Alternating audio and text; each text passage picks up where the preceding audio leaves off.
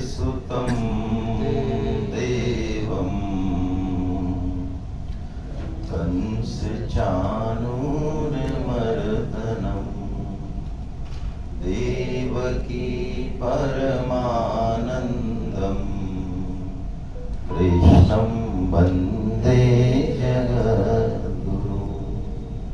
आप सभी वैष्णव जनों के चरणों में दंडवत प्रणाम। प्रणाम आप सभी को और गोस्वामी साहब को, प्रीतम गोस्वामी साहब को, आप सभी सम्माननीय जनों को कि राधा अष्टमी के शुभ अवसर पर श्रीमद् भगवद गीता के ऊपर सत्संग का आप संकल्प ले पाए और काफी अच्छी संख्या में आप उपस्थित भी हैं सुनने के लिए। ये बहुत बढ़िया बात है। हालांकि कल हम जब खाना खा के यहाँ से निकल रहे थे तो मुझे लगा अरे ये कौन सी सेमिनार हो रही है, थोड़ी आवाज हो रही थी, तो पता चला कि वहाँ पे कोई कराओके होते हैं ना आजकल, हमें नहीं पता, तो उस पे कोई लोग अपना गला साफ कर रहे थे, बढ़िया अच्छे से एंजॉय कर रहे थे, तो उसमें संख्या थोड़ी काफी ज्यादा थी। भगवत गीता के बिना हमारी लाइफ बड़े आराम से चल ही रही है। मैं आपसे ही बात कर रहा हूँ, ऐसा कभी लगता नहीं कि हमें भगवत गीता पढ़नी चाहिए या बहुत जरूरी है, उसके बिना हमारी लाइफ में बड़ा परेशानी है। जैसे कि आपको अन्न नहीं मिले, आपको जल नहीं मिले, आपको धन नहीं मिले, आपको मान बढ़ाई ना मिले, या मैं तो कहूँ आपको 2-3 घंटे व्हाट्सएप नहीं मिले, तो मन में जितनी व्यग्रता होती है, जितनी बेचैनी होती है, शायद 70-80 साल में गीता को लेके नहीं होती है। उसके बाद भी गीता हमको मिलती है। ये एक सोचने की बात है। हमने बहुत ज्यादा नहीं चाहा होगा। मैं हर सेमिनार में पूछता हूँ प्राय कि आप में से कोई ऐसा है डायर टू मीट, मतलब बिल्कुल कि मुझे गीता चाहिए, ये मुझे 3 दिन से नींद नहीं आ रही है, ऐसा व्यग्रता, ऐसी चाहना शायद हम में से किसी के भी नहीं होती। लेकिन फिर भी भगवत गीता हमें मिलती है, हमें सत्संग मिलता है, अच्छे लोग मिलते हैं, अच्छी चीजें मिलती हैं। ये क्या सिस्टम है, इसको थोड़ा समझेंगे तो हमारी ये बेचैनी, ये तंद्रा शायद टूटे थोड़ी सी। जैसे हमें भगवत गीता मिली है, इसी तरह से हमें ये मनुष्य जन्म भी मिल गया है। अब कैसे मिला है, इसका पीछे का मैकेनिज्म एक्चुअली हमें पता नहीं। यदि पता चल जाए तो इसकी इंपॉर्टेंस हमें समझ में आ जाए, और फिर जब इंपॉर्टेंस किसी चीज की समझ में आ जाती है तो फिर उसको कैसे ट्रीट करना है, उसका क्या करना है, ये बात बताने के लिए किसी सेमिनार में आने की जरूरत नहीं है। जैसे कि मैं आपसे कहूं, मैं आपके घर आऊं, आप मुझे इनवाइट करें, मैं आपके घर आऊं और आप मान लो फर्स्ट फ्लोर पर रहते हैं, और मैं आपसे कहूं कि अरे मैं जब आ रहा था आपके यहाँ तो आपके गेट पे एक चैन पड़ी हुई थी। अब मुझे लगा जब गेट पे ही पड़ी है तो सोने की तो नहीं होगी, पीतल की ही होगी, पड़ी है ऐसे ही। तो आप खाना खा रहे हैं, शाम का समय, आप एक बार ही खाना खाते हैं, घुटनों में आपके दर्द है, सीढ़ियों से आपको आना पड़ेगा, तो आप जैसे मैंने कहा तो आप देखते हैं अपने गले में, देखते अरे मेरी सोने की चैन अच्छा नीचे पड़ी है, तो क्या लगता है आपको? आप तुरंत जाएंगे दौड़ के, या कहेंगे कि भाई ठीक है अब सुबह मैं घूमने जाऊंगा तब उठा लूंगा उसको? हेलो, खाना खा रहे हैं आप, घुटनों में दर्द है आपके, जीवन में जो सबसे आवश्यक काम है उसको करने के लिए हमारे पास प्राय 50 बहाने होते हैं कि हम इसको आज नहीं करके कल कर लें, क्योंकि हमें उसकी इंपॉर्टेंस पता नहीं कि ये पीतल है कि सोना है। बस मिल गया है, और जो चीज अपने आप मिल जाती है प्राय उसकी कद्र हम नहीं करते। ये मानव स्वभाव है। मैं उदाहरण देता हूं इसके लिए, क्योंकि अब जमाना बिल्कुल बदल रहा है, बच्चों की जरूरतें हम बहुत अलग तरीके से पूरी कर रहे हैं। आज हर माँ बाप की सोच ये है कि मैं बेस्ट से बेस्ट दे दूं बच्चों को, हालांकि उसे खुद को नहीं पता कि बेस्ट क्या होता है। हम लोगों का भला करना चाहते हैं, लेकिन हमें ये नहीं पता कि भलाई है क्या वास्तव में। ये बहुत बड़ी बेसिक समस्या है। हम जो भला करते हैं, हम जो परोपकार करते हैं, वस्तुतः हम भला नहीं करना चाहते, हम अपने अहम का पोषण करना चाहते हैं। बहुत सूक्ष्म बात है, आप सोचेंगे तो लगेगा कि हाँ यही बात है मूल में। बड़े से बड़े कर्म, बड़े से बड़े शुभ कर्म और सत्कर्म के पीछे भी यही बात है। इसलिए ये सब करते हुए भी हम आगे नहीं बढ़ पाते हैं। भला क्या होता है, मैं एक एग्जाम्पल से आपको समझाना चाहूंगा, शेयर करना चाहूंगा। आपका कोई नियर एंड डियर स्वजन वो जेल में बंद है। अब आप अप्रोच वाले हैं, पैसा है, आपने बात कर ली है, डीजी जेल से बात कर ली है, जेलर से कर ली है, तो आप घर का खाना वहां पहुंचा रहे हैं सुबह शाम, अच्छा बिस्तर पहुंचा रहे हैं। जेल में मच्छर बहुत है तो मॉस्किटो जेट भी पहुंचा रहे हैं। ये सब आप पहुंचा रहे हैं। अच्छा कर रहे हैं या बुरा कर रहे हैं? मेरा निवेदन रहेगा कि हमारा ऐसे ही रहता है कि हम वन वे ट्रैफिक नहीं होने देते। प्रवचन टाइप में हमारी आदत नहीं है। ये अध्यात्म पहले ही इतना भारी है कि पहले ही इसका नाम सुनते ही हमारे मुंह सूज जाते हैं सबके, है ना। तो हम लोग थोड़ा इंटरेक्टिव रहें, अच्छा बुरा जैसा भी आए बोलें। हम यदि ये कर रहे हैं अपने स्वजन के लिए तो अच्छा कर रहे हैं कि बुरा कर रहे हैं? है जी, सेल्फ रेफरेंस कर रहे हैं। चलिए, मैं ये कह रहा हूँ ये अच्छा या बुरा हो सकता है, अच्छा भी हो सकता है, बुरा कोई खास बात नहीं, अच्छा ही है, अपने स्वजन को हम करना चाह रहे हैं। लेकिन मूल बात ये है कि वो जेल से बाहर निकले या ना निकले, इसके बारे में हम कोई प्रयत्न नहीं कर रहे, हमें आइडिया ही नहीं है। वो जेल से कैसे बाहर निकले, हम इसके बारे में ना तो सोचना चाहते हैं, ना कोई प्रयत्न करना चाहते हैं। यदि ऐसी कंडीशन है तो बोलिए हम उसको सुविधा दें कि अच्छा कर रहे हैं कि बुरा कर रहे हैं। आप जेल से छुड़ाने के बारे में आपको कोई आइडिया नहीं है, आप इस बारे में कोई प्रयत्न ही नहीं करना चाह रहे और आप उसकी बेसिक फैसिलिटी बढ़ाते जा रहे हैं, तो आप अच्छा कर रहे हैं कि बुरा कर रहे हैं? मैं सिंपल सा प्रश्न पूछ रहा हूँ। बुरा कर रहे हैं क्या अच्छा कर रहे हैं? हमारे सारे भलाई के काम बस इसी श्रेणी में है। हमें नहीं पता कि मनुष्य जन्म कैसे मिला, क्यों मिला, कोई पर्पज है क्या इसका, हमें खुद को नहीं पता। जब हमें खुद को नहीं पता तो हम आगे प्रोपोगेट क्या करेंगे? जब हमारी रुचि, स्वभाव, हमारे संस्कार इस तरह के हैं, बच्चे जो हम कहते हैं वो नहीं करते, जो हम करते हैं वो ग्रहण करते हैं। ये वाणी का संप्रेषण नहीं है, ये भाव का संप्रेषण है। आप वाणी से एक शब्द मत बोलिए, लेकिन आप अपने आप में चेंज कीजिए, आपका चेंज पूरे जगत को देखेगा।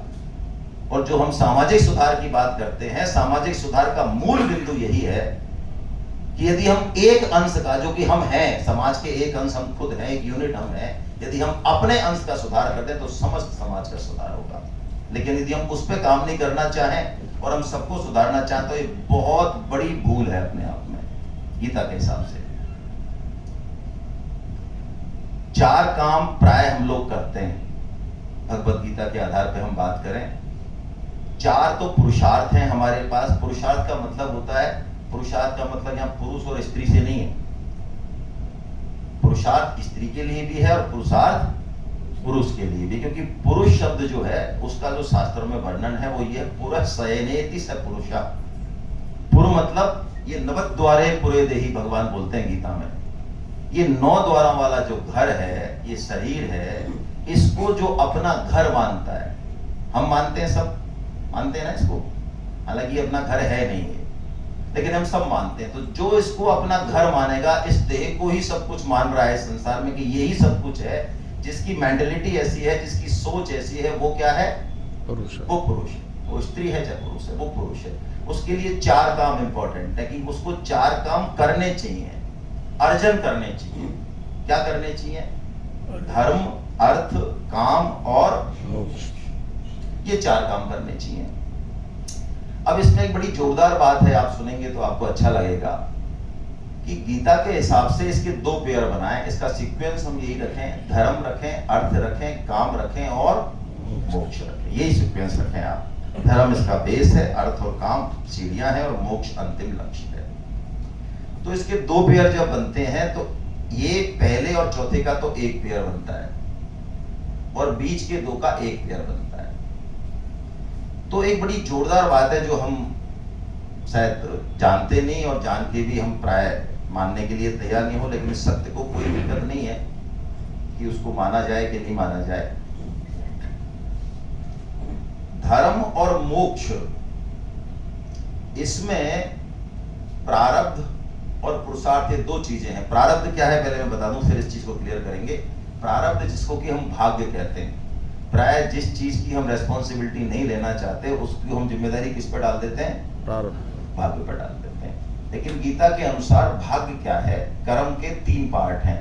एक कर्म का फल हम अभी भोग लेते हैं, एक कर्म डिपॉजिट हो जाता है, कर्म का एक फल जिसको कि संचित बोलते हैं, डिपॉजिटरी है वो।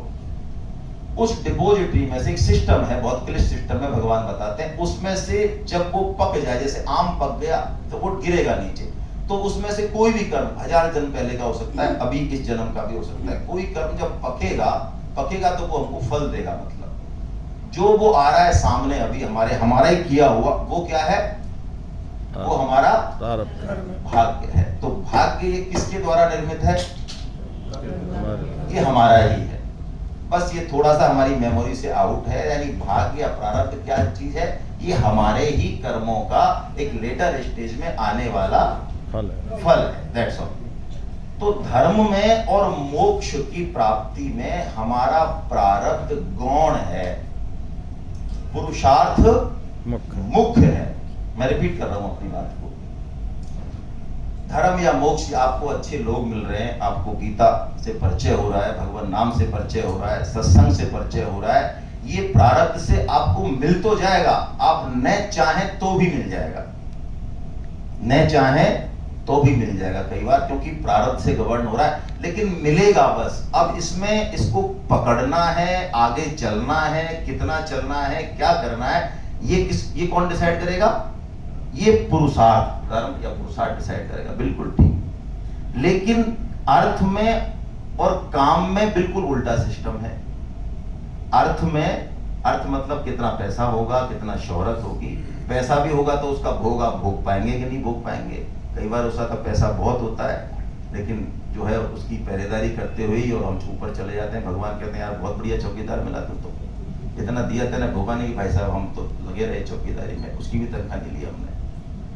तो भोग भी, अर्थ भी, काम भी, इसमें हमारा प्रारब्ध मुख्य है और पुरुषार्थ गौण है। क्या मायने हैं इसके? यदि हम सरल भाषा में बात करें तो इसके मायने हैं कि जीवन में आपके पास जो आना है, जो रिश्ते नाते आने हैं, पति पत्नी भाई पुत्र, उनसे जो सुख मिलना है, जो धन मिलना है, मान बढ़ाई, बहुत कुछ फिक्स है हमारे जीवन में, आएगा ही। हल्का सा पुरुषार्थ हुआ निकल जाएगा, कर भी देंगे हम पुरुषार्थ। इसमें प्रारब्ध की मुख्यता है, इसमें बहुत ज्यादा पुरुषार्थ की मुख्यता है नहीं है। यानी हमारे जीवन में टाटा बिरला अंबानी, ये भाग्य का काम ज्यादा है, पुरुषार्थ का कम है। यदि कोई चाहे कि मैं टाटा बिरला अंबानी बन जाऊं, पुरुषार्थ करके नहीं बन सकता, संभव नहीं है। पुरुषार्थ आवश्यक है, लेकिन उसमें प्रारब्ध उससे ज्यादा आवश्यक है। ये जीवन हमें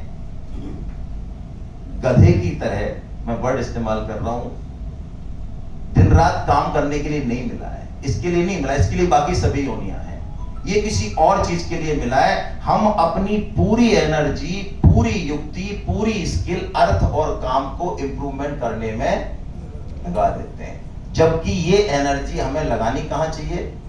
धर्म और। तो हमारे जीवन की पूरी दिशा ही गलत हो जाती है। गीता सबसे पहले इस दिशा पे बात करती है, क्योंकि यदि आपकी स्पीड अच्छी है लेकिन डायरेक्शन गलत है, तो लक्ष्य प्राप्त करने की तो बात दूर, लक्ष्य को हम उससे बहुत दूर जाएंगे। ये भौतिक प्रगति, ये जो डेवलपमेंट्स हो रहे हैं कई तरह के भौतिक रूप से, ये इसी तरह की बीमारियां ला रहे हैं। आज हम बच्चों की अच्छी से अच्छी परवरिश कर रहे हैं ना, और बल्कि यदि हमने माँ बाप से हमें कोई फैसिलिटी या कोई आधारभूत सुविधाएं नहीं भी मिली होंगी, हमने अच्छा किया होगा उसके बाद भी, लेकिन हमें लगता है कि हमारे माँ बाप ने जो नहीं दिया वो बेस्ट से बेस्ट हम अपने बच्चों को ब्रांडेड कपड़े देंगे, सारी सुविधाएं देंगे। क्या देना है वास्तव में उस पर चर्चा नहीं है, हम सारा भौतिक वजन से उसको लाभ देंगे। क्या आपको लगता है जैसे आप शिकायत कर रहे हैं अपने माँ बाप की परवरिश की और आपने उससे 100 गुना उनको दिया, क्या आपको लगता है कि आपके बच्चे आपसे सेटिस्फाई रहेंगे?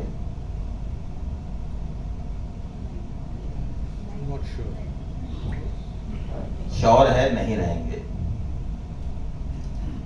बेटा गिना रहा था अपने परवरिश की खामियां, बेटा गिना रहा था अपने परवरिश की खामियां, मुझे अपने वालिद की बेगुनाही याद आ गई। यदि हम उसके कोर को, उसके साइको सिस्टम को, उसके आध्यात्मिक सिस्टम को, उसके लक्ष्य को इंप्रूवमेंट किए बिना दुनिया भर की यदि हम ये सारी चीजें दे रहे हैं, तो मैं बहुत यदि रूढ़ शब्दों में कहूं तो हम उसका मर्डर कर रहे हैं। आपके पास, आप याद करें अपना बचपन, आपके पास संसाधन कम थे, आपने जूझा होगा, आपके जीवन में प्रतिकूल परिस्थितियां आई होंगी, आप उनसे लड़े होंगे, तैयार होंगे, तब आप यहां इस स्टेज पे पहुंचे। और आप यदि इस स्टेज पे पहुंचे तो कुछ निकल के पहुंचे, तो अब अपने झंझावातों को, जीवन के झंझावातों को आप सहन कर पाएंगे। लेकिन यदि आप उसको सभी प्रतिकूल परिस्थितियों से बचा के बिल्कुल इसे प्रोटेक्शन में ले जाके और खड़ा कर रहे हैं, तो एक झंझावात वो झेल नहीं पाएगा। आप उसका मर्डर कर रहे हैं, उसके मर्डर में, उसकी आत्महत्या में हमारा पूरा हाथ है, आप बच नहीं सकते। इसको आप डिनाई करें, करते रहें, कोई समस्या नहीं है। Ignorance is no excuse. Shrimad Bhagavatam में एक बड़ा जबरदस्त श्लोक है, आप सुनेंगे तो दंग रह जाएंगे। 5वें स्कंद के 5वें अध्याय में, गुरुर न सश्यात, जननी न सश्यात, पिता न सश्यात, बंधु न सश्यात। वो गुरु गुरु नहीं, वो माता माता नहीं, वो पिता पिता नहीं। कौन? जो जीव को वो इस जीवन में लाए हैं, उसको वो अपने लक्ष्य की प्राप्ति ना करा दें, तब तक वो माता पिता कहलाने के अधिकारी नहीं है। क्या हमें अपने लक्ष्य के बारे में पता है जो हम सामने वाले को बता पाए?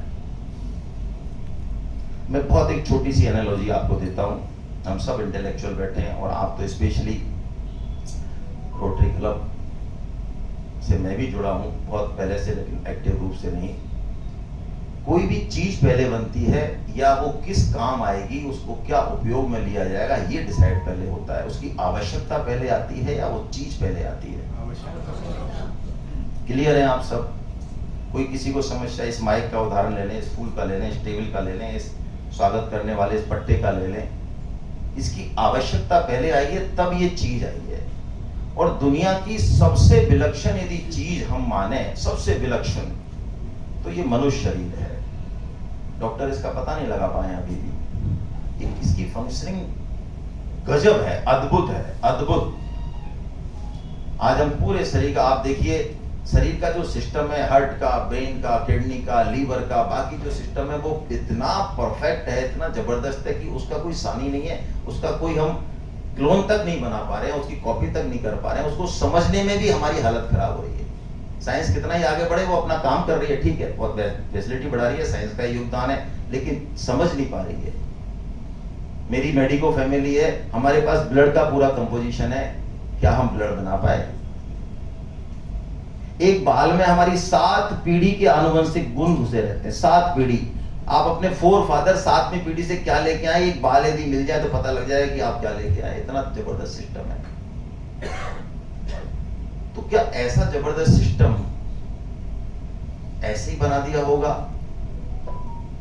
या इसका कोई पर्पज होना चाहिए?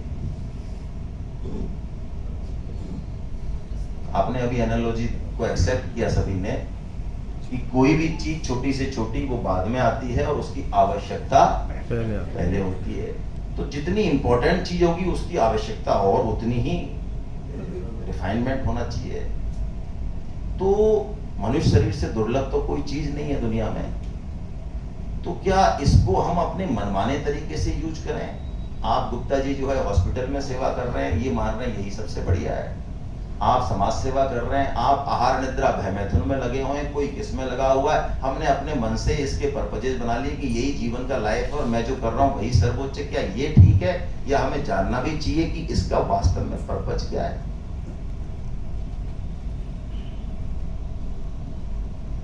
क्या लगता है आपको? जानना चाहिए। जानना चाहिए।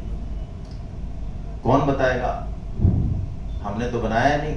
किसी फैक्ट्री में बना हो तो पूछ लेते, अच्छा आप ओनर हैं क्या? भाई साहब क्यों बनाया आपने? वो बता देता। जैसे कि सारे इलेक्ट्रॉनिक गैजेट्स जो आते हैं उसके साथ एक यूजर्स मैनुअल आता है, डूज एंड डोंट्स आते हैं।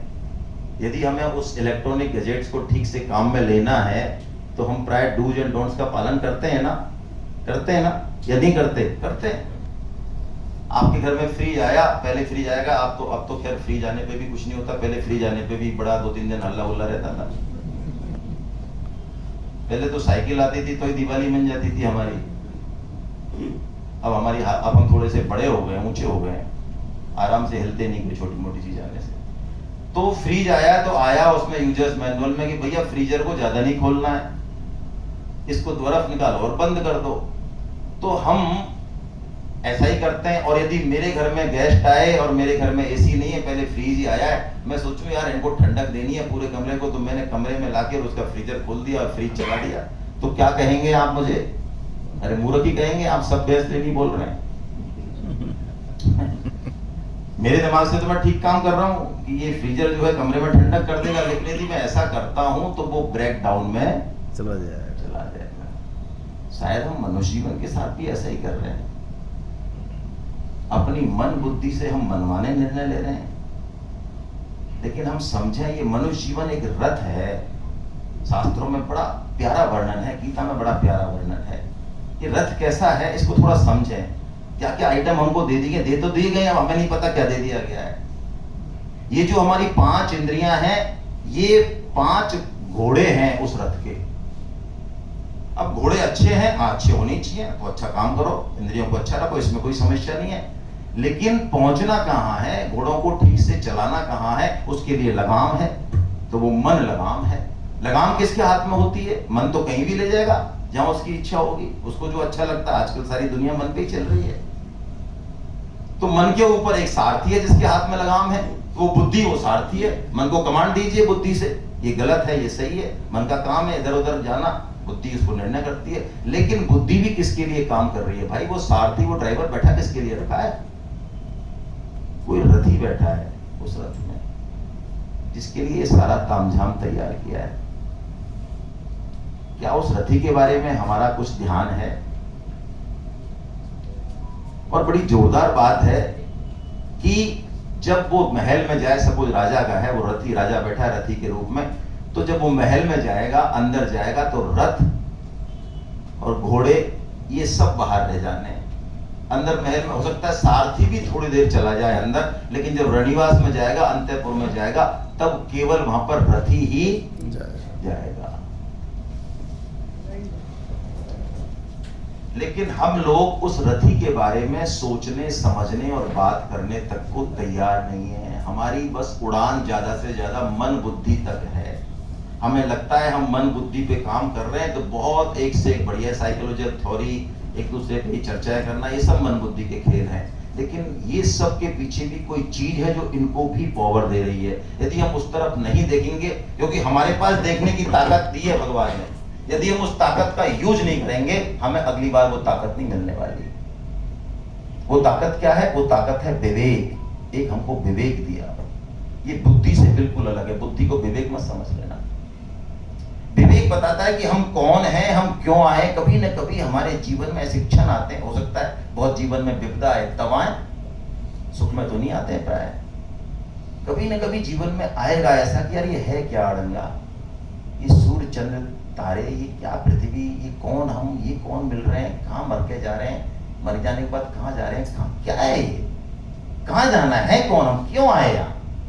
कभी न कभी, ठीक है, हम उस बात का आदर ना करें, पुशअप करते हैं मोटिवेशनल स्पीकर की तरह। मोटिवेशनल कहते हैं सोचो मत, इनको सोचो मत, चलो आगे चलो। मोटिवेशनल स्पीकर ऐसे ही चलते रहते हैं। अरे गीता से बड़ा मोटिवेशनल कोई नहीं है भाई। डॉक्टर श्री कृष्ण से बड़ा साइकोलॉजिस्ट भी कोई नहीं हुआ आज तक। ये जो आता है ना हमारे मन में, ये विवेक है। इसका हम आदर करेंगे तो गाड़ी आगे चलेगी, और मन बुद्धि का आदर करेंगे तो समझ में नहीं आएगी बात। मन बुद्धि के आदर को शास्त्रों में कहा दादुर्दर्शन। दादुर का मतलब समझते हैं? अरे मेढक। आजकल के बच्चे नहीं समझते हैं। दादुर दर्शन क्या होता है? हम अपने ऊपर घटाएं प्लीज इस चीज को, मतलब मैं अपने ऊपर घटाऊं, दूसरों के ऊपर नहीं घटाएं, नहीं तो दिक्कत आएगी। गीता में एक भी श्लोक ऐसा नहीं है कि जिसको हम दूसरों के ऊपर अप्लाई करें। सारे श्लोक हमारे ऊपर अप्लाई करने के लिए हैं। एक एक श्लोक हमारे जीवन को बदलने वाला है, हमारी लाइफ को बदलने वाला है, हमारी सोच को बदलने। एक श्लोक, ये नहीं कौन सा, कोई सा भी, कोई सा भी। लेकिन पहले हम समझें, उस स्तर पे आए कि हम गीता को क्यों पढ़ें, क्यों खोलें, पहले उस स्तर पे आए। दादुक दर्शन ऐसा है कि एक मेढक कुआं में रहता, कोई बाढ़ आई तो समुद्र का एक मेढक उस कुएं में आ गया और फिर बाढ़ का पानी उतर गया तो वो कुएं में ही रह गया। तो पहले वाले ने पूछा, भाई साहब आप कहाँ से आए हो यार? तो उसने कहा, यार हम वहां से आए हैं समुद्र से। कि समुद्र कैसा होता? अरे बहुत बड़ा होता है भैया, और न छोड़ मत ही पूछे तू। तो उसने कहा, अच्छा बहुत बड़ा, मतलब कितना बड़ा है यार? तो उसने एक जंप मारी, इतना बड़ा है, कुएं में ही जंप मारी। उसने कहा, अरे नहीं रे। फिर उसने आधा कुआं कूदा, इतना तो बड़ा। अरे कि नहीं भाई, तू समझ ही नहीं रहा है चीजों को यार। उसने पूरा कुआं कूद दिया, पूरा डायमीटर, इस डायमीटर से इस एंड से और उस पे, फुल डायमीटर उसने कूद दिया। और उसने कहा, देख भाई, इससे बड़ा तो कोई चीज संसार में हो ही नहीं सकती। यही हमारी हालत है। मन, बुद्धि और इंद्रियों को जो दिखता है, जो समझ में आता है, बस वही सत्य है। जो उससे परे का तत्व है भैया, उसके बारे में कौन बात करेगा? यदि हम इस चीज को समझेंगे तो हम आगे पहुंचेंगे। नहीं तो मन, बुद्धि, इंद्रियां तो हमें चार कामों में ही लगाते हैं, जो कि प्राय हम सब करते हैं। मनुष्य में और पशु में चार काम समान है, डिफरेंस है, उस पे बात करनी है, उस पे दृष्टि डालनी है। आहार निद्रा भय मैथुनम चे समान एतत् पशुभिः नराणाम धर्मो हि येषां तेषाम अधिको विशेषो धर्मेण हीना पशुभिः समान, ऐसा शास्त्र कहते हैं। यदि इन चार कामों में हम फंसे हुए हैं तो हम पशु से भी बदतर हैं। पशु का मतलब क्या? पशु का मतलब है जो पाश में है, जो बंधन में है, जो अपनी मन, बुद्धि और स्वभाव से काम कर रहा है, वो पशु है जो पाश में है। यदि हम मन, बुद्धि और स्वभाव के अनुसार ही पूरी जीवन को गवर्न कर रहे हैं तो हम पशु से भी बदतर है, क्योंकि वो तो बना ही इसके लिए, चार कामों के लिए। आहार हम बढ़िया से बढ़िया करें, एटिकेट से करें, एक से एक डाइट खाएं, डाइट प्लान लें, बहुत अच्छा है। आहार बाकी योनियां भी करती है। लेकिन एक चीज हम समझें, हर योनि को अपना आहार प्रिय है और उसके लिए सफिशिएंट है। मैं आपको इस साइंटिफिक तौर पे बताऊं, आपको सुनने में भद्दा तो लगेगा, लेकिन शास्त्र की भाषा है, सुननी पड़ेगी। सुअर का आहार क्या है? अच्छा, क्या लगता है, आइडिया से बताएं उसको, ये अपना आहार खाने में कोई समस्या आती होगी या बड़े शौक से खाता होगा? शौक से खाता है। और बल्कि मैं आपको कहूं कि जितना हम पाशविक स्तर पर जाते हैं, यानी अपनी आध्यात्मिक, बौद्धिक, मानसिक, ये चीजें हमें डेवलप नहीं हो रही हैं। मान लो हम इंद्रियों के स्तर पर और भोग के स्तर पर हैं, जितना हम नीचे जाएंगे उतना आहार में और इन चार कामों में हमें ज्यादा मजा आएगा। ये मैं साइंटिफिक तौर पे कह रहा हूं।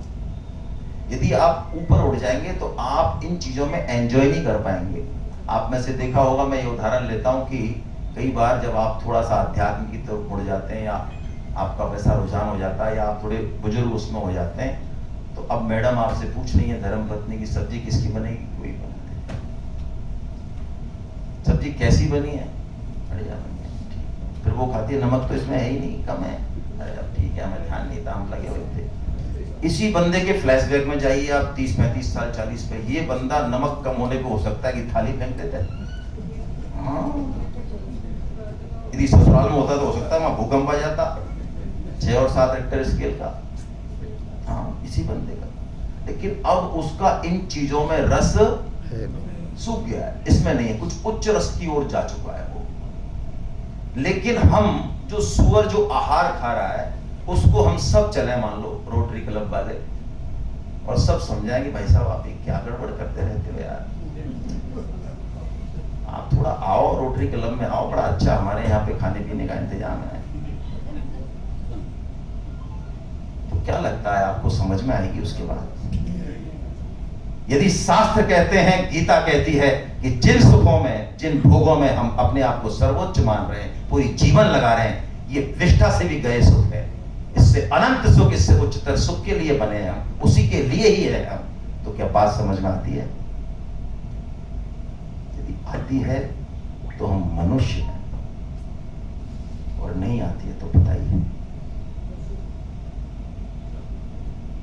इसके बाद भी आहार में पीएचडी करने के बाद भी, इतना करने के बाद भी रिजल्ट देख लीजिए, एंड रिजल्ट। बोलो आज हमारी जो हालत है, ये फर्स्ट फ्लोर पे धन्य आप जो आ गए, सब कुछ करने के बाद भी किसी पशु को, गाय को, कुत्ते को आपने देखा? भाई साहब आजकल टांगों में बहुत दर्द हो रहा है यार, L4-5 से भी बड़े परेशान है, और डायबिटीज से तो पूछो ही मत आप। बीपी तो हमेशा। भाई साहब बोलो ये गिफ्ट, ये इनाम किसके पास है? उनके पास है जिनके पास बुद्धि नहीं है, विवेक नहीं, उनके पास है या विवेकवान के पास है? हेलो, हम बेहतर हैं उनसे? मानते तो हैं। कहाँ आए हम ये चलते चलते हैं? कौन सा फिल्मी गाना है ये, कहाँ आ गए हम है? कौन सा है? यूं साथ चलते चलते। निद्रा में भी वो हमसे बेहतर हैं, उनको हमसे बेहतर निद्रा आती है। आप गूगल पर सर्च कर लीजिए, जितने भी डेवलप्ड कंट्रीज हैं उनमें निद्रा की समस्या भयंकर है, बिना गोली के सोते नहीं है। और निद्रा आने के बाद यदि आपको ये होश रहे कि मेरा ये एम्पायर है, और मेरा ये बेडरूम है, और मेरा ये एसी है, और मेरा ये गद्दा है, ऐसा आपको होश बना रहे रात में सोने के दौरान, तो बोलो निद्रा अच्छी है कि बुरी है? हेलो, नींद ना देखे टूटी खाट, और भूख ना देखे बासी भात। ये बेसिक रिक्वायरमेंट, आहार, निद्रा, भय, सिक्योरिटी अरेंजमेंट्स, भय से बचना, खुद को बचाना, बच्चों को बचाना, आने वाली पीढ़ियों को बचाना, 7 पीढ़ी तक का इंतजाम करना, ये वो भी करते हैं, हम भी करते हैं, लेकिन इसमें भी हम बेहतर नहीं है भाई उनसे। मैथुन में भी हम बेहतर नहीं है। उनको कोई विधि निषेध नहीं है, उनके ऊपर कोई नियम लागू नहीं होते, वो जब चाहे जहां चाहे कर सकते हैं इस क्रिया को। लेकिन फिर भी मजे देखिए, वो जिस वर्ग से करना है उसी वर्ग से करेंगे, जिस समय करना है उसी समय करेंगे, बाकी समय वो काम भाव से मुक्त रहते हैं। हम जिसमें विवेक है, हम 24 घंटे ये काम हमारे सिर पे सवार रहता है। अखबार रंगे पड़े हैं, कितना पतन हो चुका है हमारा, हमें नहीं पता। यदि 4 कामों को अपग्रेड करने में ही हम अपनी समस्त एनर्जी लगा रहे हैं, एक दूसरे की होड़ कर रहे हैं, पूछ रहे हैं कि हम आहार, निद्रा, इसके अलावा यदि हम यही कर्म कर रहे हैं, तो हम वास्तव में इस मनुष्य जीवन की हत्या कर रहे हैं। हम आत्महंता कहा हमको शास्त्रों ने, अपने आप से अपने आप की हत्या करने वाला। क्या लक्ष्य है जीवन का, कैसे उसको प्राप्त करें, कैसे समस्त दुखों से और तनावों से मुक्त हो जाएं, उस चरम आनंद को हम कैसे प्राप्त करें जो हम हैं उस स्वरूप के। सच्चिदानंद है भगवान, सत्य, चित्त और आनंद, ऐसा रूप कहा भगवान का। तो जब हम उसके पार्ट हैं, उसके अंश हैं, तो क्या हम सच्चिदानंद ना होंगे? भाई समुद्र में से या ड्रम में से दूध भरा है या पानी भरा है, उसमें से मैं एक लोटा उठाऊं, तो उस लोटे के दूध में या पानी में जो गुण होंगे वो वही होंगे ना जो उसमें होंगे। तो हम जब उसके अंश हैं और वो सच्चिदानंद है, वो सर्व सामर्थ्यवान है, तो क्या हम ना होंगे? लेकिन हम तो ऐसे हैं नहीं। हम अपने आप को देखते हैं तो बिल्कुल अलग ही माहौल दिखता है। तो हम ऐसे बंधन में आ क्यों गए भाई? हम सच्चिदानंद है ऐसा कैसे विश्वास करें? आप कह सकते हैं साहब हम सच्चिदानंद है, हम कैसे विश्वास करें, हम तो नहीं है। तो देखो मैं 3 चीजें पूछता हूं, हम में से कोई ऐसा है जो मरना चाहता है? हेलो,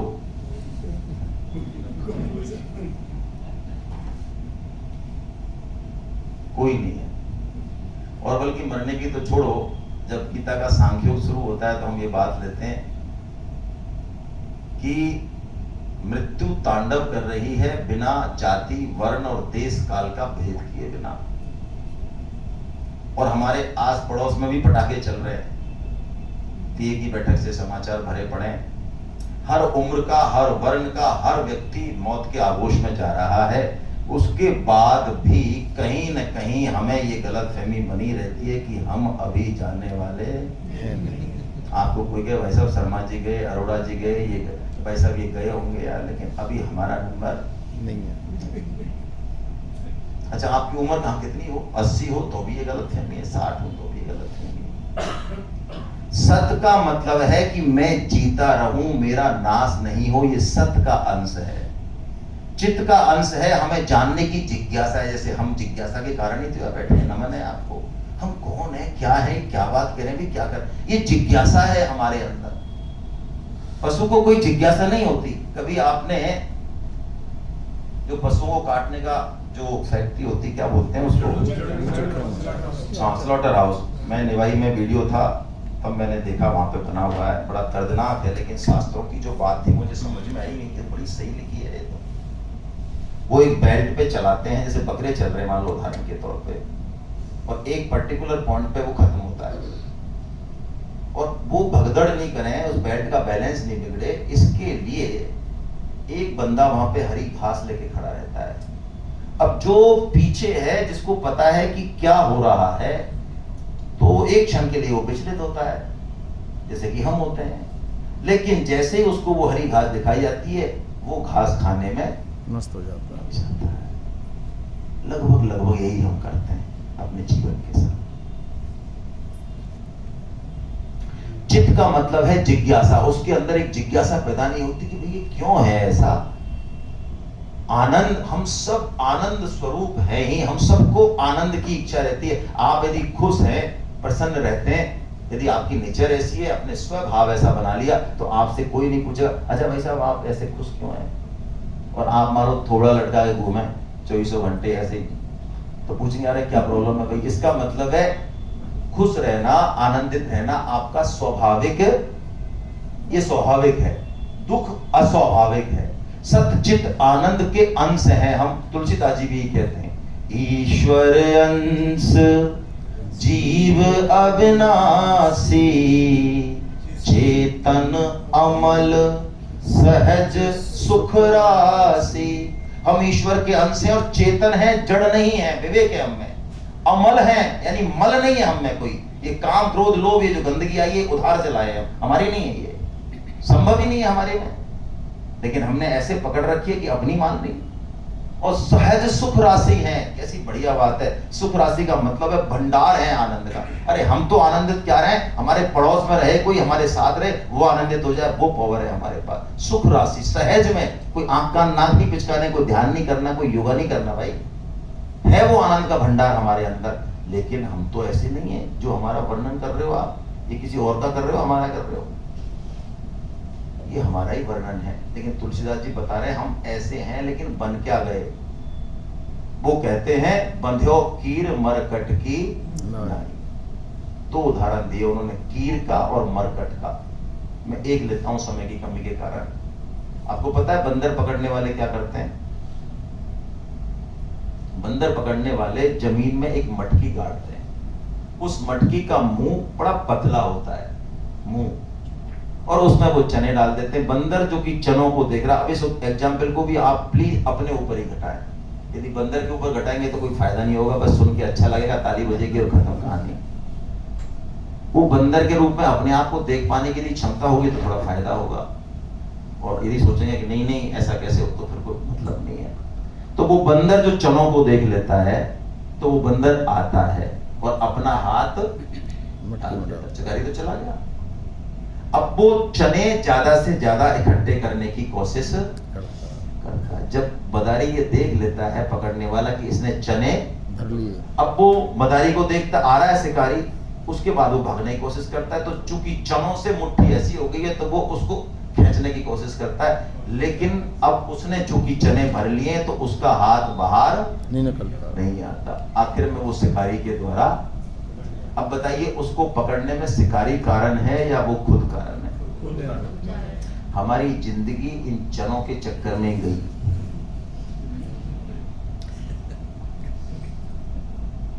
और ये चने कितने इकट्ठे कर ले, हमारी भूख ही शांत नहीं होती।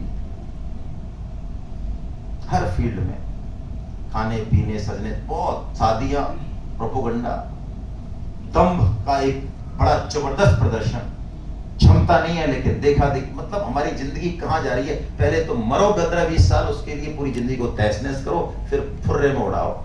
और भगवत गीता की सही चीज की कोई 100 रुपए की किताब भी हो तो कहते हैं अच्छा 100 रुपए की है क्या, तो अध्यात्म तो फ्री में होना चाहिए भाई साहब। 100 रुपए ले रहे हैं आप, अच्छा करोड़पतियों की बात कर रहा हूं मैं, आप ऐसा मत समझना वो गरीब की बात कर रहा हूं। तो वो चने हमसे छोड़े नहीं जा रहे, इसके कारण हम किस में हैं? बंधन में हैं।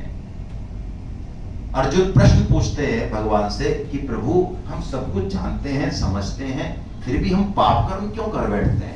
हम अपने जीवन को सही डायरेक्शन में ले क्यों नहीं जा पाते हैं? सुनने समझने के बाद भी ऐसा क्या बात है? तो भगवान उसका बड़ा एक जबरदस्त आंसर देते हैं। अनिच्छिन्न वार्ष्णे बलादिव नियोजिता, ऐसा अर्जुन का प्रश्न है।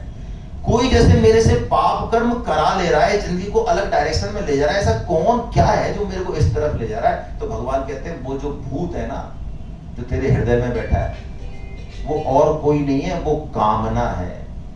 कामना क्या है? नाशवान से सुख लेने की इच्छा, नई नई इच्छा। इसके कारण हमारा जीवन मशीनी बन गया है। बिल्कुल हम अपने लक्ष्य को भूल गए, क्योंकि कामना की एक क्वालिटी है, ये ज्ञान को और विवेक को ठग देती है। जैसे ही हम सुख भोग हटाएंगे, थोड़ा जीवन में त्याग लाएंगे, वैराग्य लाएंगे, संयम लाएंगे, हमारा ज्ञान, हमारा विवेक प्रकट होगा। वो हमें डायरेक्शन देगा कि हम आए क्यों हैं, हमें जाना क्या है, हमें करना क्या है। फिर काम सारे करें, आहार निद्रा भय मैथुन होंगे, बिजनेस होगा, सब काम होगा, लेकिन बात कुछ जुदा हो जाएगी। गीता हमें हमारे जीवन की दशा और दिशा दोनों को संभालने के लिए कहती है। और उसकी पंचलाइन ये है, बड़ी जोरदार बात, कि गीता कोई देश बदलने की बात नहीं करती, इसलिए गीता का इतना आदर हो रहा है।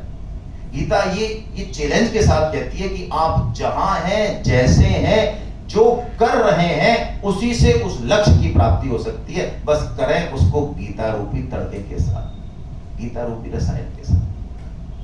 कुछ नहीं बदलना, कोई कर्म नहीं बदलना, कोई परिस्थिति नहीं बदलनी, कोई नए कर्म नहीं करने। जो है सबको, सबके पास है, इसमें कोई भेद भी नहीं। कोई कहे मैं स्त्री हूं, मैं पुरुष हूं, मैं अमीर हूं, ना ना ना ना, कुछ नहीं। सबके पास उसको प्राप्त करने की पावर है। और इसके लिए हमको एक टेक्निक सीखनी पड़ेगी। सबसे ज्यादा हम डरते हैं तो एक चीज से डरते हैं, मौत से। ऐसा शायद कोई नहीं है जो मौत से नहीं डरता। मौत थोड़ा हमारे दिमाग को थोड़ा ठिकाने लगाती है। वैराग्य होता है चाहे थोड़े समय के लिए हो, लेकिन मौत से वैराग्य मरघटिया वैराग्य। उस समय हमें गीता याद आ जाती है। पढ़ी नहीं रखी है तो अभी लोग गीता के श्लोक बोल देते हैं। उसमें हम जाते हैं शमशान घाट में, तो वहां पे जो वैराग्यपूर्ण बातें करते हैं लोग, उससे लगता है कि इन्होंने पूरी गीता पढ़ रखी है। हालांकि वो घर पहुंचते पहुंचते हवा हवाई हो जाता है। मौत के मैकेनिज्म को जब तक नहीं समझा जाएगा, तब तक हम जी ही नहीं सकते। जो मौत को समझ गया, वो ही वास्तव में जीवन जीने की कला की। मरना आना चाहिए पहले हमें, कि मरा कैसे जाए, मरने का साइंस क्या है, ये भगवान बताते हैं। बड़ी जबरदस्त बात बताते हैं। दो बातन को भूल मत, जो चाहे कल्याण, नारायण एक मौत को, दूजे श्री भगवान। डरने की जरूरत नहीं है, सिर्फ याद रखना है होश पूर्वक। ये हमको सही डायरेक्शन में लेके जाएगा। तो भगवान एक बड़ी बढ़िया बात कहते हैं गीता में, कि अंत समय में हमारा जैसा स्मरण होगा मृत्यु के समय, हमारी अगली गति, अगली योनि वैसी की वैसी ही होगी। ये भगवान ने गजब बात बताई। वो ये बिल्कुल नहीं कहते कि आप अच्छे कर्म करो, शुभ कर्म करो, ऐसा करो, ध्यान जप ध्यान, कोई बात नहीं है, कोई कंडीशन नहीं है उसमें। बस ये कहा कि यदि तू अंत समय में मेरा स्मरण कर लेगा तो तू मुझे ही प्राप्त होगा, यानी उस चरम आनंद को प्राप्त होगा जहां कोई ना जन्म है, ना मृत्यु है, ना दुख है, ना तनाव है। हमेशा हमेशा के लिए एक ब्लिस, एक सुपर ब्लिस। और भगवान ने कहा यदि मेरा स्मरण नहीं हुआ तो भगवान ने कहा फिर तुझे जिस चीज का स्मरण होगा तो उसी योनि में जाए। आजकल डॉग लवर्स बहुत हैं, और डॉग लवर्स होना कोई बुरी बात तो नहीं है, जरूरत भी होती है कई बार, महिलाएं अकेलियां, और भी बात है। लेकिन समस्या ये है कि उसका विधि निषेध हमने छोड़ दिया। वो डॉग जो कि मुख्य गेट का प्राणी था, है ना, फिर हमारी गीता जग जाती है। कुछ कहते तो कहते हैं अच्छा क्या कुत्ते में भगवान नहीं है? चीजों को मिक्स करते हैं हम लोग। तो वो डॉग मुख्य गेट से, ड्राइंग रूम से, लिविंग रूम से, सबसे होता हुआ मन बुद्धि से होता यहाँ आ गया। तो यदि हमें अंत समय में उसी की याद रही तो पक्की बात मानिए कि हम इनवाइट कर रहे हैं अपनी अगली योनि को। यदि हमारी आसक्ति स्वजनों में है कि इनका क्या होगा मेरे जाने के बाद, यदि धन में है, यदि धन छुपा रखा है, यदि धन में चिंतन है, तो पक्की बात मानिए हम अपनी दुर्गति की खुद ही कारण बन रहे हैं। हमें नहीं पता मौत की क्या साइंस है, हम तो प्राय मरने वाले आदमी के पास लोगों को जाके खड़ा करते हैं, पुरानी बातें याद कराते हैं। दुनिया कोई उस समय भगवत कथा, भगवान का नाम, कीर्तन, गीता, रामायण कुछ नहीं होता। भगवान का विग्रह दिखाना जो हमें करना चाहिए। अब जिंदगी भर तो भाई उसके साथ जो किया है ठीक है, अब तो छोड़ दो उसको। लेकिन मरते समय प्राय हम लगाते हैं यूएसए से, ये पोती आई है, क्या इसको पहचानते हो पापा? अरे इसको पहचान के तो ये हालत हो गई, अब तो छोड़ो इसको। अब तो भगवान को पहचानो जरा, थोड़ा सा भगवान की बात करो। ये अंत समय में हमें भगवान का स्मरण हो, इसके लिए हमें जीवन भर उस होश में उसमें काम करना पड़ेगा। और भगवान का स्मरण काम के साथ करने की बात कहती है गीता, बड़ी जबरदस्त बात कहती है। तस्मात् सर्वेषु कालेषु, 8वें अध्याय का 7वां श्लोक है। यदि आप गीता नहीं पढ़े हैं तो मेरा आपके चरणों में निवेदन है, एक श्लोक ही उठा लें मात्र। 700 श्लोकों की जरूरत भी नहीं है, इतना पेट भी नहीं है हमारा, इतनी भूख भी नहीं है और जरूरत भी नहीं है। एक श्लोक उठा लें, इसी में संपूर्ण गीता है। तस्मात् सर्वेषु कालेषु मां मनुष्मर युद्ध च। भगवान कहते हैं इसलिए तू हर काल में मेरा स्मरण कर और युद्ध भी कर। ओहो, युद्ध मतलब जो भी कर्तव्य पालन हमारा है, हम सबका एक कर्तव्य पालन है। और गीता उस कर्तव्य पालन को कैसे किया जाए, पहले तो उसके बारे में बताती है, फिर उसको कैसे किया जाए ये बताती है गीता। जो हमारी अहमता है, हम अपने आप को भारत देश का वासी मानते हैं, आज धर्म और संस्कृति खतरे में है, तो हमारा कर्तव्य है, हम पिता हैं, पत्नी हैं, पुत्र हैं, जो भी हैं, हम जो भी जिस समय है उस समय हमारा एक कर्तव्य है, तो हम उस कर्तव्य को ठीक से करें और भगवान का स्मरण भी करें। संभव है या नहीं है? संभव है। हाँ, गीता हमारे लिए यूजर्स मैनुअल तो है ही। जीवन को कैसे चलाना है, क्या डूज हैं, क्या डोंट्स हैं, ये संपूर्ण बात गीता में बहुत अच्छे से कही है। मैं 30 मिनट में बस 1-2 चीजों को ही टच में कर पाया हूं, लेकिन ये मूल बात है कि हमें भगवान का स्मरण कैसे रहे, इसके लिए हमको थोड़ा सा गीता की तरफ रुझान करना पड़ेगा। जो वैष्णव हैं, जो भक्त हैं, जो भगवान की चर्चा करते हैं, उनका संग करना पड़ेगा। गलत संग मत छोड़ना चाहे,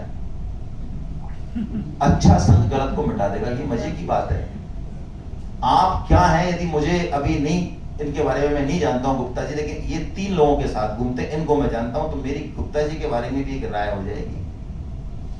एक अच्छा इंसान, एक विद्वान व्यक्ति, एक साधु व्यक्ति यदि नशेड़ियों के साथ घूमे तो मैं क्या सोचूंगा उसके बारे में। यानी हमारा संग हम अच्छा कर लें, थोड़ा सा एक इस ऊपर का जो ये कोट पैंट है ना, इसकी चिंता करने की बजाय कि रेमंड्स का है कि मफतलाल का है, थोड़ा सा जिसने पहन रखा है उसकी भी चिंता कर लें। मेरा कहने का मतलब है ये शरीर रूपी वस्त्र जिसने पहन रखा है उसकी क्या खुराक है भाई, थोड़ी बहुत इस पे भी चर्चा कर लें। शरीर पे तो चर्चा बहुत हो गई, इसके लिए तो पूरे जीवन लगा दिया। अरे जिसने इस शरीर को पहन रखा है उस आत्मा की क्या खुराक है, वो क्या चाहता है, उसकी डोज क्या है, उस पे जिस दिन थोड़ी सी बात हो जाएगी जीवन बिल्कुल बदल जाएगा। और ऐसा नहीं कि यहाँ से खत्म हो जाएगा ना, ये और रसमय हो जाएगा। हमारे संबंधों में आपको मैं बड़े विश्वास के साथ कहता हूँ, ऐसे मेरे पास बहुत एग्जाम्पल है, एक एग्जाम्पल देता हूँ। 2012 में मालवीय नगर में भगवत गीता की फिजिकल क्लास मैं लेता था। हम लोग भगवत गीता की फिजिकल क्लास लगाते हैं और आपके लिए बड़ी अच्छी बात है कि आज कोटा में भी भगवत गीता की फिजिकल क्लास अनाउंस हो गई है। संडे को 10 से 12 हम लोग करते हैं, 7 दिन में 1 दिन 2 घंटे की क्लास होती है। इसी तरह से एक श्लोक पे चर्चा होती है, एग्जाम्स होते हैं, असाइनमेंट होते हैं। उसके लिए हमने 550 रुपए शुल्क भी डिसाइड किया जानबूझ के, जिसको कि हम वापस कर देते हैं, लेकिन हम लेते अवश्य हैं, बहुत जरूरी। हम खोल के कहते, कई लोग कहते हैं पैसा, हमें पैसे से कोई समस्या नहीं, हम पैसा लेते हैं, हाँ रखते नहीं उसमें से कुछ भी, वो अलग बात है, लेकिन लेते अवश्य, क्योंकि पैसे की भाषा ये खोपड़ी समझती है। तो उस क्लास में 3-4 क्लास के बाद जो वहां के चेयरमैन थे अग्रवाल समाज के, हरिचरण जी सिंगल साहब, उन्होंने मुझे रोका कि आपसे मुझे बात करनी है, आप थोड़ा रुकिए। मुझे डर लगा, मैं कि बोलते बोलते कुछ ऊट पटांग तो निकल गया। 3-4-70 लोग थे, तो जैसे ही एकांत हुआ तो वो हाथ पकड़ के मेरा रोने लग गए। मैं सर क्या हो गया, कुछ गलती हो गई हो तो हम तो, मेरे थोड़े बोलने की आदत ज्यादा है। उन्होंने कहा आपके सामने एक पेयर बैठता है ना, मैं यहाँ बैठते हैं 3-4 नहीं, आज वो नीली साड़ी में जो आया था युवा पेयर जो आता है हर बार से, हाँ सर ये मेरी बेटी है। मैं आपकी बेटी है कि नहीं, मेरे दोस्त की बेटी है, लेकिन मेरी ही बेटी है, ऐसा मान लो आप। हमारा इतना प्रगाढ़ रिश्ता है। इनके तलाक के पेपर साइन हो चुके हैं, तलाक के बाद शायद जज कोई टाइम देते हैं, मुझे नहीं पता, कोई ऐसा देते हैं कि आप कुछ दिन और ऐसा कुछ होता होगा, तो वो पीरियड चल रहा था कि कि हमने इनको हर तरीके से समझा लिया, लेकिन इनकी समझ में नहीं आया। 4 क्लास के बाद ये अब इनकी भाषा बदल गई है। ये तो कह रही है कि ज्यादातर गलती मेरी थी, और ये हस्बैंड कह रहा है कि नहीं तेरी नहीं, ज्यादातर गलती पहले बात को जुड़ा थी। तो आपका बहुत बहुत धन्यवाद। मैं आपको दिल से कह रहा हूँ, ये बात को मैं बढ़ा के नहीं कह रहा, मैं नाम भी बता सकता हूँ लेकिन नाम नहीं ले रहा हूँ। आपको आश्चर्य होगा, मुझे भी आश्चर्य है, मैंने 4 क्लासों में तलाक के बारे में एक शब्द नहीं बोला। जीवन में गीता किस तरह से काम करेगी, कितना काम करेगी, जिस काम के लिए आप घंटों जीवन लगा रहे हैं बच्चों में संस्कार देने के, अपने को अपग्रेड करने के, वो आपसे नहीं हो रहा है, तो गीता करेगी। कैसे करेगी, ये बहुत बड़ा एक रहस्य है। हम गीता के संपर्क में आए और हम चेंज ना हो। आज पति पत्नी के रिश्तों में जितना कड़वापन है, हर रिश्तों में जिस तरह से हम ऊपर से उजले हैं, अंदर देखो बहुत गड़बड़ मामला है भाई। हमें बोलने में बड़ी दिक्कत आती है, मेरी थोड़ी बेबाक भाषा है। 70 लाख के पैकेज हैं, मेरी फैमिली भी बहुत स्ट्रॉन्ग है एजुकेशनल से, IITian बहुत हैं, डॉक्टर बहुत हैं, इंजीनियर बहुत हैं। मेरे अंकल यहीं शॉपिंग सेंटर में रहे हैं, 140 शॉपिंग सेंटर में। 70 लाख का पैकेज है, लेकिन तलाक हो रहे हैं किस बात पे? उनको उनके डेप्थ में जा रहे हैं। पता चला मैं कंप्यूटर पे काम कर रही थी, इन्होंने अपना कॉफी का गिलास वहीं रख दिया, ये कॉफी का गिलास तक नहीं हटा सकते, मैं इनके साथ नहीं रह सकती। और गजब यार, ये लेवल है हमारा। और ये समस्या आपको लग रहा है कि आप सबके घरों में है। थोड़ा टच में आ रहा हूं मैं, बहुत भयावह स्थिति है भैया। हम जा खा रहे हैं, क्या कर रहे हैं, किसके लिए कर रहे हैं? जरा सोचें, ठहरे और शरण लें भगवत गीता की। इसमें बहुत बातें हैं जो नहीं सोच सकते, वो बातें हैं जो समस्या जिसका समाधान हम कहते हैं कि संभव नहीं है, उस समस्या का, हर समस्या का समाधान है। मैं एक बात कह सकता हूं बस 10 साल के अनुभव पे, हालांकि मेरा अनुभव कुछ ज्यादा मतलब का नहीं है।